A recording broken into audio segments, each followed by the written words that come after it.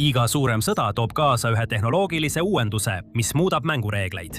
Esimeses maailmasõjas oli selleks kuulipilduja, mis muutis avaväljal jalaväerünnakud massiliseks enesetapuks. Teises maailmasõjas oli selleks lennukikandja, mis muutis lahingulaeva vaid mõned aastad varem kõige prestiižikama relva maailmas, enam mitte kõige otsustavamaks jõuks merel. Külm sõda tõi tuumarelva, mis muutis suurriikide vahelise totaalse sõja millekski, mida tuleb pigem vältida kui võita. Venemaa sissetung Ukrainasse toob kaasa oma versiooni sellest. Aga seekord ei ole tegemist üheainsa relvaga. Selle asemel on tegu terve relvakategooriaga, mida toodetakse masstoodanguna tuhandete kaupa, mis muutis sõja, mille Ukraina pidi mõne päevaga kaotama, selliseks, mida ta on nüüdseks pidanud juba üle 4 aasta.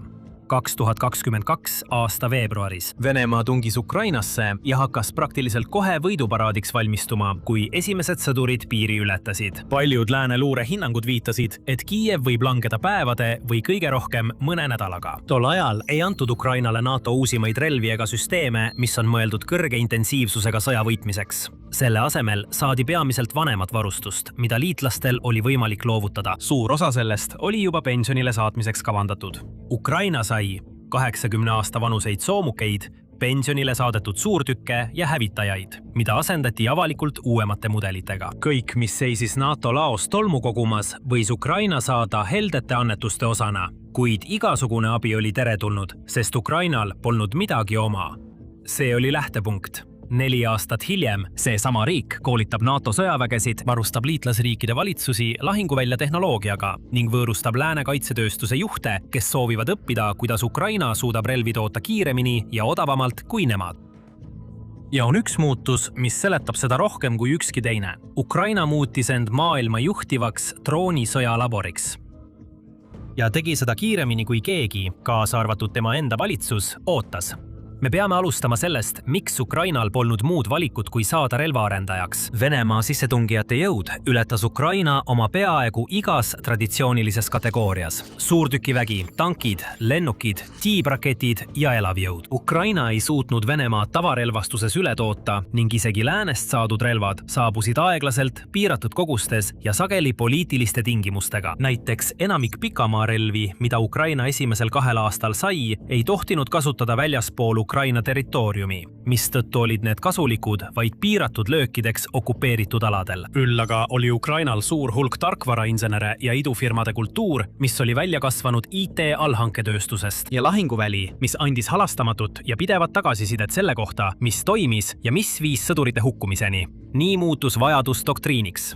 Droonidest sai lahendus. Need olid odavad, neid sai kiiresti täiustada ja need ei vajanud tööstusbaasi, mis oleks võrreldav Venemaa omaga. Selle muutuse esimene laine on see, mida enamik sõda jälginud inimesi juba teab. Väikesed kommertskvadrokopterid kohandati luureks ja seejärel rünnakuteks. Ukraina valitsus töötas välja ännenenud droonide armee riiklikult toetatud programmi ostmiseks, väljaõppeks ja esimese isikuvaatega droonide laialdaseks jagamiseks üksustele. Vabatahtlikud ja sõdurid kinnitasid lõhkeaineid tarbijatele mõeldud droonikere külge, mis olid algselt mõeldud pulmade ja kinnisvarakuulutuste filmimiseks ning muutsid need täppisrelvadeks, mis suutsid mõnesaja $100 eest tanki hävitada. Need olid küll algelised, kuid tõhusad. Sõja 3. aastaks langes suurem osa hävitatud Vene soomustehnikast FPV rünnakute arvele. Ühe laialdaselt tsiteeritud Ukraina hinnangu kohaselt droonid põhjustasid üle 80% Vene lahinguvälja kaotustest. Selle täpse arvu sõltumatu kinnitamine on keeruline, kuid vähesed vaidlevad vastu, et droonidest on saanud lahinguvälja peamine relv. Selle muutuse taga olev tootmismudel on peaaegu sama oluline kui droonid ise. Ukraina lõi selle süsteemi sarnaselt sellele, kuidas idufirmad tooteid arendavad. Kasutati sadu väiketootjaid, mõned tegutsesid garaažidest ja ümberkujundatud töökodadest.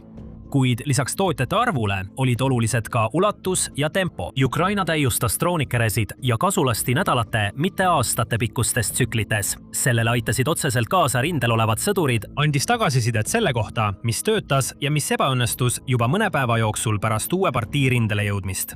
See detsentraliseeritus osutus samuti kaitseliseks tugevuseks. Venemaa suudab ja ka ründab Ukraina kaitserajatisi, kuid pole ühtegi tehast, mille hävitamine võiks Ukraina droonitootmist oluliselt vähendada. Dronisõda on ka põhjus, miks rindejoon ise hakkas vähem meenutama traditsioonilist kaevikusõda ja rohkem küllastatud tapmistsooni. Kilomeetrite kaupa rindejoont jälgivad pidevalt luuredroonid ning FPV meeskonnad katavad seda, olles võimelised tabama peaaegu kõike, mis seal liigub. Sellest tsoonist läbitungimine on muutunud mõlemale poolele erakordselt kulukaks, mis on suur põhjus, miks rinne on mõnes piirkonnas nii vähe nihkunud, hoolimata tohututest kaotustest mõlemal poolel. Kergesti võib märkamata jääda, kui kiiresti arenes tehnoloogia pärast seda, kui esimene laine end tõestas. Ukraina ei piirdunud lõhkeainetega varustatud kvadrokopteritega. Hakati arendama spetsiaalseid ründedroonide perekondi, nagu FP-seeria ühekordseks ründeks mõeldud süsteemid, mis on spetsiaalselt loodud pikema lennuulatuse ja raskema kandevõime jaoks, kui ükski poest saadav droon. Need olid kodumaised insenertehnilised lahingumoona tüübid, mis olid algusest peale mõeldud masstootmiseks ja sihtmärkide tabamiseks, kuhu Ukraina olemasolevade rakettidega ei ulatunud. Kütuselaod, laskemoonalaod ja lennuväljad sügaval Venemaa territooriumil. Ukraina tõi kasutusele ka sellised süsteemid nagu Burovi, mitmikraketiheitja ja droonide hübriidid, mis hägustasid piiri suurtükimürsu ja mehitamata õhusõiduki vahel, sest see vahe enam ei lugenud. Oluline oli laskekaugus, ühiku hind ja kui palju neid ühe lööl õhku sai lasta. Merel seisis Ukraina samuti silmitsi probleemiga, mis paistis paberil lahendamatu. Sõja alguskuude järel oli neil peaaegu kogu merevägi kadunud. Samal ajal kui Venemaa Musta mere laevastikul olid alles ristlejad, allveelaevad ja võime blokeerida Ukraina teravilja eksporti. Ukraina vastus oli Magura mehitamata pinnalaevade perekond. Kiired, madala profiiliga droonpaadid, mis olid täis lõhkeaineid, kaugjuhitavad ja piisavalt odavad, et neid võis massiliselt kaotada ilma suurema tähtsuseta. Ja droonpaadid tegid midagi, mis oleks aastal 2022 kõlanud absurdina. Nad sundisid sõjalaevadega laevastiku taanduma suuremast osast Musta mere lääneosast. Vene alused, mis varem patrullisid vabalt Ukraina ranniku lähedal, hakkasid tegutsema kaugemal idas asuvatest sadamatest, jäädes droonpaatide tegevusraadiusest välja. Sest korveti või dessantlaeva kaotamine mehitamata paadile, mis maksis vaid murdosa sihtmärgi hinnast, polnud selline vahetussuhe, mida Venemaa merevägi oleks suutnud taluda. Mõtle sellele, riik, kellel sisuliselt puudub merevägi, oli võtnud piirkondlikult mereriigilt võimaluse tegutseda oma enda rannikul. See pole lihtsalt väike taktikaline võit, vaid muudab täielikult arusaama sellest, mida merevõim üldse eeldab. Ukraina täiustas seda kontseptsiooni pidevalt. Hiljem kohandati nende droonpaatide variante õhutõrjerakettide kandmiseks, muutes meeskonnade pinnalaeva platvormiks, mis suutis alla tulistada koptereid ja fikseeritud tiivaga lennukeid, mis tulid seda otsima, sulgedes ühe vähestest alles jäänud võimalustest, kuidas Venemaa sai neid paate jahtida. See üks areng oli tohutult oluline, sest see tähendas, et Vene mereväe lennuvägi ei saanud enam mehitamata paate pidada lihtsaks ja riskivabaks sihtmärgiks. Meeskonnate alus oli muutunud tüütusest tõeliseks ligipääsu tõkestavaks ohuks, sundides Vene komandöre 2 korda järele mõtlema, enne kui nad üldse mehitusega lennukeid Musta mere kohale saatsid. Sama loogika laienes ka Venemaa enda õhuruumi. Ukraina kaugmaa ründedroonid hakkasid tabama sihtmärke, mida Vene sõjaväe juhtkond oli varem pidanud puutumatuteks. Ukraina ründas naftatöötlemistehaseid, radaripaigaldisi ja lennubaase, sadu ja lõpuks üle 1000 kilomeetri kaugusel rindejoonest. Ainuüksi rünnakud rafineerimistehaste vastu vähendasid märgatavalt Venemaa kütuse eksporti ja tema suutlikkust omaenda sõjaväge varustada. See oli survevorm, mida Ukraina sai rakendada ilma ühegi mehitatud lennukita Venemaa õhuruumi sisenemata. Aastatel 2025-2026 häirisid droonirünnakud ajutiselt umbes 40% Venemaa rafineerimisvõimsusest, kuigi suurem osa sellest suutlikkusest taastati hiljem. Ja siis on veel operatsioon Ämblikuvõrk, üks kogu sõja julgeimaid üksikrünnakuid. Ukraina luure smugeldas ründedroonid sügavale Venemaa territooriumile, peidetuna ümber ehitatud veoautodesse ja lasi need samaaegselt välja mitmete strateegiliste pommitajate baaside pihta, mis asusid üksteisest tuhandete kilomeetrite kaugusel. Operatsioon hävitas või kahjustas märkimisväärset osa Venemaa kauglennuväe lennukipargist, lennukeid, mille asendamine oleks võtnud aastaid ja nõudnud tohutuid kulutusi, kasutades relvi, mis maksid igaüks peaaegu mitte midagi võrreldes pommitajatega, mida nad tabasid. See oli tõestus, et droonisõda ei olnud enam lihtsalt eesliini taktika. See oli strateegiline relv, mis suutis ulatuda vastase tagalasse ja tekitada kahjusid, mida ükski tavapärane Ukraina võimekus poleks suutnud.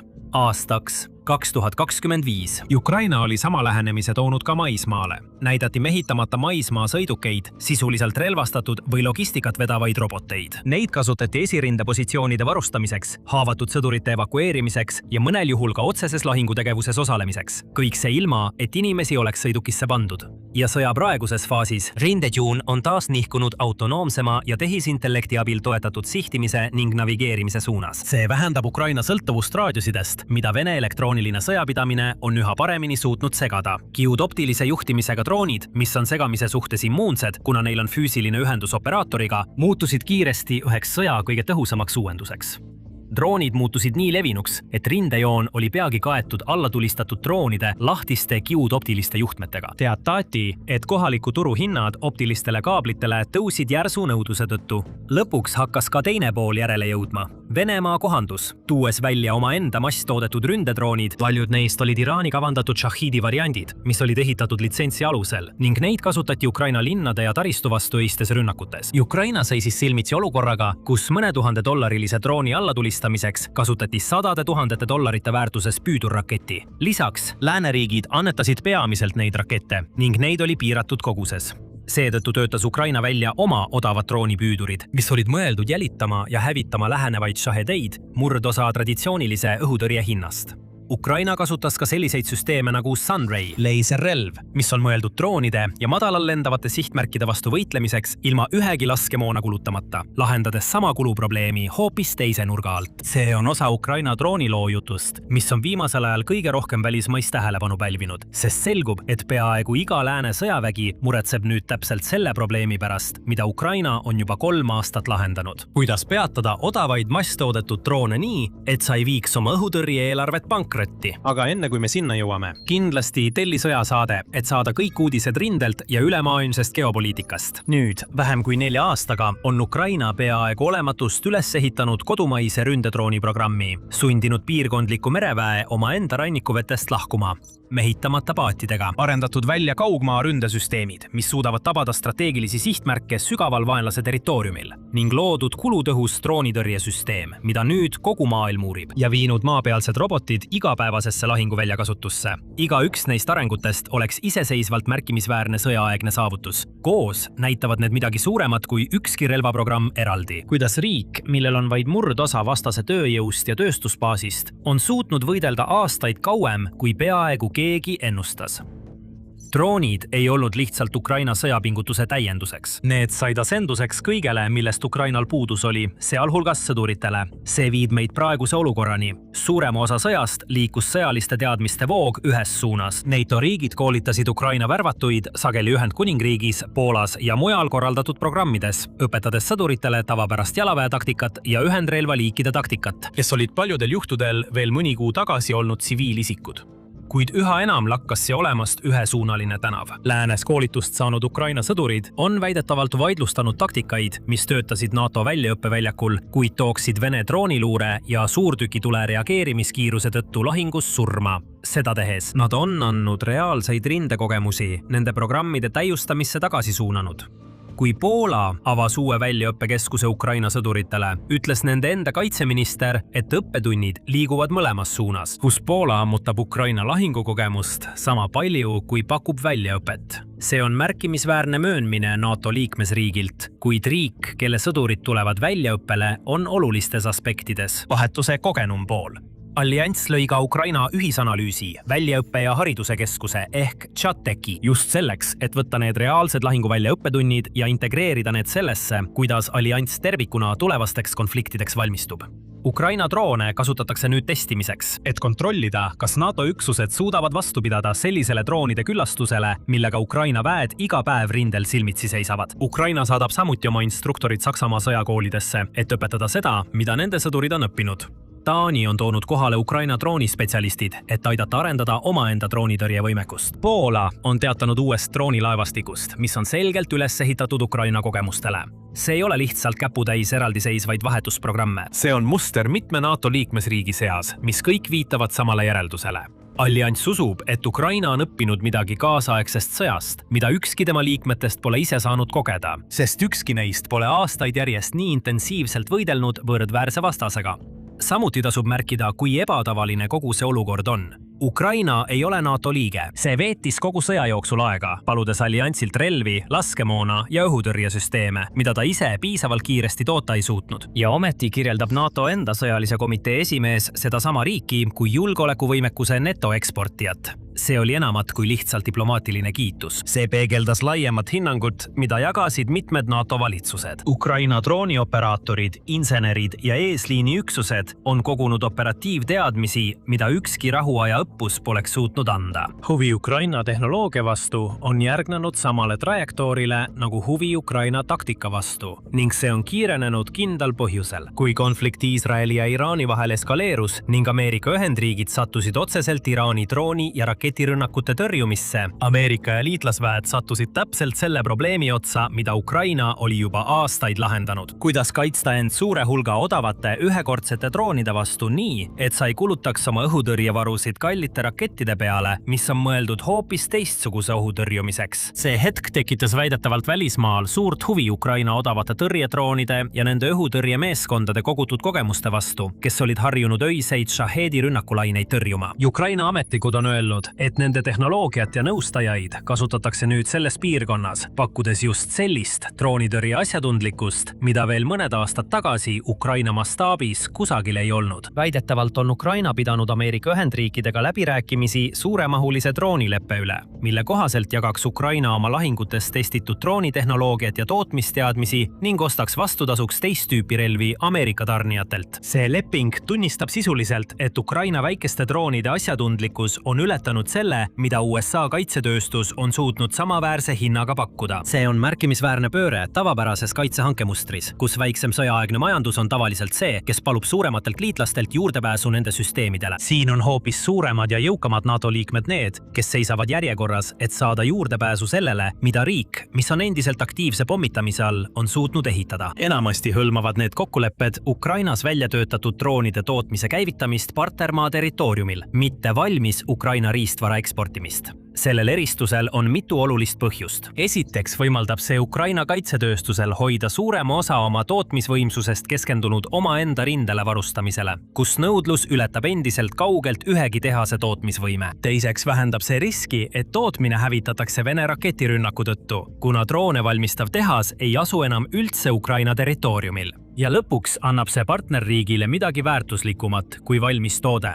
Inseneertehnilise dokumentatsiooni, kvaliteedikontrolli protsessid ja paljudel juhtudel otse töösuhted Ukraina meeskondadega, kes süsteemi algselt ehitasid. Ukraina relvade valmisekspordi maht on piiratud just seetõttu, et sõjategevus kodumaal on müügist välismaale tähtsam. Kuid see tootmise ülekandmise mudel võimaldab Kiievil laiendada oma tehnoloogilist mõju ilma, et nad peaksid rindel võitlevatelt sõduritelt droone ära võtma. Oleks viga arvata, et Ukraina on selle kõige tõttu täielikult iseseisvaks muutunud. Ukraina sõltub endiselt tugevalt lääne poolt tarnitud õhutõrjesüsteemidest, kõige kõrgema taseme ohtude, eriti ballistiliste rakettide tõrje puhul, kus tal ei ole kodumaist asendust sellistele süsteemidele nagu Patriot.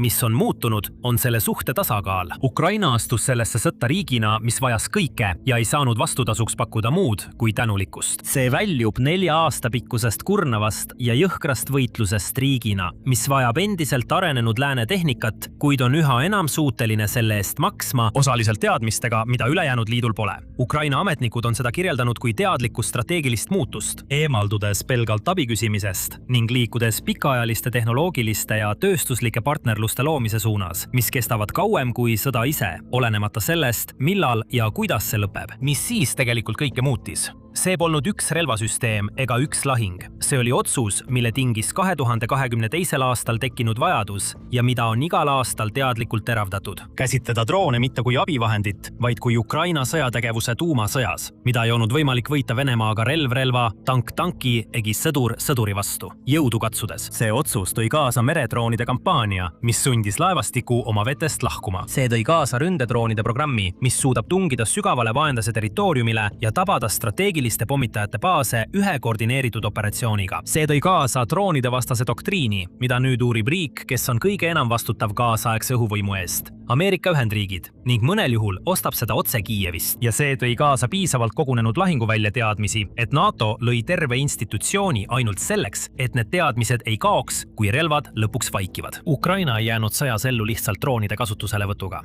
See kirjutas ümber kogu maailma arusaama sellest, milline peaks välja nägema kaasaegne armee ja tegi seda samal ajal, kui võitles iga päev oma ellujäämise nimel.